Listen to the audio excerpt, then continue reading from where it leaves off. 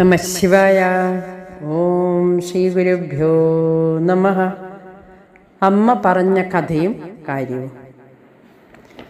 വിതുരപത്നിയുടെ നിഷ്കളങ്ക ഭക്തി. വിതുരരും അദ്ദേഹത്തിൻ്റെ പത്നിയും ഭഗവാന്റെ വലിയ ഭക്തന്മാരായിരുന്നു. ഒരിക്കൽ വിതുരർ ഭഗവാനെ തൻ്റെ ഗൃഹത്തിലേക്ക് ക്ഷണിച്ചു.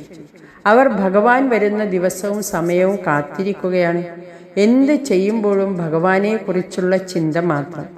ഭഗവാൻ വരുമ്പോൾ എങ്ങനെ സ്വീകരിക്കണം, എന്തൊക്കെ നൽകണം, എന്തൊക്കെ പറയണം എന്നെല്ലാം ഭാര്യയും ഭർത്താവും ഓർത്തോർത്തിരിക്കുകയാണ്. അങ്ങനെ ഭഗവാൻ വരേണ്ട ദിവസമായി. രണ്ടുപേരും കൂടി ഭഗവാനെ സ്വീകരിക്കുവാൻ വേണ്ടതെല്ലാം ഒരുക്കി വെച്ചു. ഭഗവാൻ എത്തേണ്ട സമയം അടുത്തു. വിതുരപത്നി വേഗം കുളിച്ചു വരുന്നതിനായി പോയി. ആ സമയത്ത് തന്നെ ഭഗവാനും എത്തി. ഒരു തോഴി ചെന്ന് ഭഗവാൻ വന്ന വിവരം അവരെ അറിയിച്ചു. പിന്നെ താമസമുണ്ടായില്ല. കേട്ട പാതി കേൾക്കാതെ പാതി ആ ഭക്ത കുളിച്ചു നിന്ന് അതേപടി കൃഷ്ണ കൃഷ്ണ കൃഷ്ണ എന്ന് വിളിച്ചും കൊണ്ട് ഭഗവാന്റെ സമീപത്തേക്ക് ഓടി വന്നു. താൻ കുളിച്ചുകൊണ്ട് നിൽക്കുകയായിരുന്നു എന്ന കാര്യം തന്നെ വിതുരപത്നി മറന്നുപോയിരുന്നു. അവർ പെട്ടെന്ന് പോയി പഴങ്ങളെല്ലാം എടുത്തു കൊണ്ടുവന്നു. പീഠം കൊണ്ടുവന്നു വെച്ചു. കൃഷ്ണ കൃഷ്ണ കൃഷ്ണ എന്ന് വിളിച്ചുകൊണ്ടാണ് ഇതൊക്കെ ചെയ്യുന്നത്. ഭക്തി കൊണ്ടെല്ലാം മറന്ന് അവസാനം ഭഗവാൻ ഇരിക്കാൻ വെച്ച പീഠത്തിൽ അവർ തന്നെ കയറിയിരുന്നു. ഭഗവാൻ താഴെയും ഇരുന്നു. അവർ ഇതൊന്നും അറിയുന്നില്ല. പിന്നെ പഴം തൊലിയുരിഞ്ഞു ഭഗവാന് നൽകാൻ തുടങ്ങി. പക്ഷെ തൊലിയാണ് ഭഗവാന് നൽകിയതെന്ന് മാത്രം. പഴം താഴെ കളഞ്ഞു.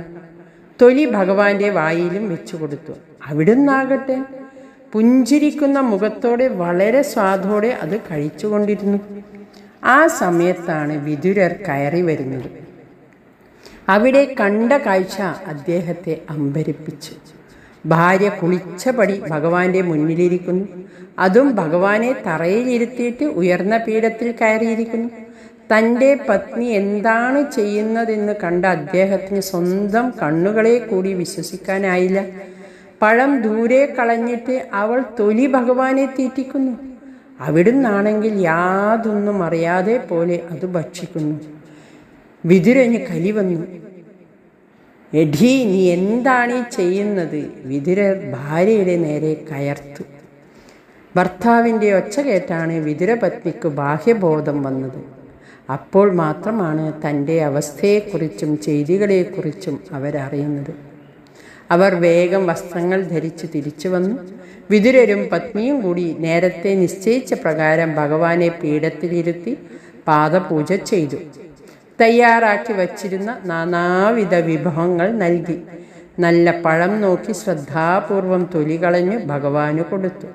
എല്ലാം കഴിഞ്ഞപ്പോൾ ഭഗവാൻ പറഞ്ഞു, നിങ്ങൾ ആചാരപ്രകാരം എല്ലാം ചെയ്തുവെങ്കിലും അവയൊന്നും എനിക്കാദ്യം കിട്ടിയ സ്വീകരണത്തിൻ്റെ അത്രയും ആയില്ല. എന്തൊക്കെ തന്നുവെങ്കിലും നേരത്തെ കിട്ടിയ പഴത്തൊലിയോളം സ്വാദ് അതിനൊന്നിനുമില്ലായിരുന്നു. വിതുരപത്നിയുടെ സമർപ്പണ ഭാവമായിരുന്നു ഭഗവാന്റെ പ്രീതിക്ക് കാരണമായത്. ഹരി ഓം നമഃ ശിവായ.